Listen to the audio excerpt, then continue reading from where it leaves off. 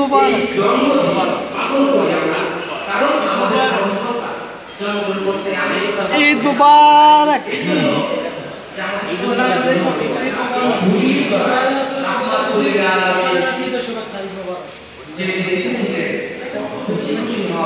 কিছু কত জাঁকজমকভাবে পূর্ণ জাঁকজমকভাবে আমরা অনুষ্ঠানটা পালন করা উচিত, সেই শিক্ষাগুলা পালন করেছিলেন এই শুভ জন্মদিনে। আপনারা অনেকে সূরা আমি জানেন আপনারা তারপর যে আবু লাহাবের হাত স্বরূপ এই সূরাটা কখন নাযিল হয়েছিল, আসলে জীবিত কাজ করেছিল, অথচ উনি রাসূলের চাচা।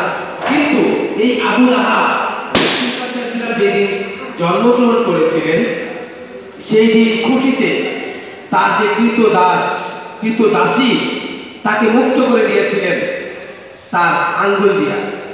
তারপর যখন এই আবু লাহাব মৃত্যুবরণ করে, তার ভাই তার কবরের পাশ দিয়ে যাওয়ার সময় তার ভাই একদিন স্বপ্নে দেখলেন যে আমাকে